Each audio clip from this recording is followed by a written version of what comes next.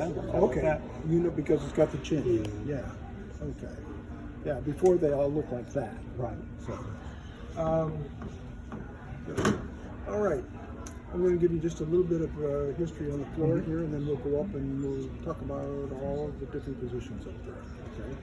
The whole idea was to keep this aircraft as light as possible because it's going to be a heavy-duty bomber. And by heavy-duty, they meant the load it was going to carry there, 6,000 to 8,000 pounds of bombs. You see how thick the wings are? Those are fuel tanks from there almost to the wingtips. So that much of the wing is 2,000 gallons of fuel. Aside? And then, I'm sorry? Aside, 2,000 aside? No. 1,000 each wing. And then you've got the four gigantic engines here, 1,200 horse each one. So a lot of weight right there, right across the center of the aircraft.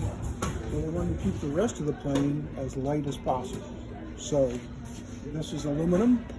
I got two more. Two more, that's okay. That's the thickness of a credit card. And the aircraft was not lined. So once you're inside, you're looking at the backside of this. So Not much sound in there. no. Yeah. No lining. Going with Gary. No lining, and it was not pressurized, so oxygen all the time, because they flew at 22,000 feet, and it was not heated. So temperatures could be at altitude 50 to 60 below zero. Amazing. No heat. Exactly. A lot of clothing, and also like a wired heated suit that we'll talk about once we get up there. Hello folks, hi. Carried a crew of 10, and we'll talk about each one of those positions as we go through. You had two men all the way in the nose.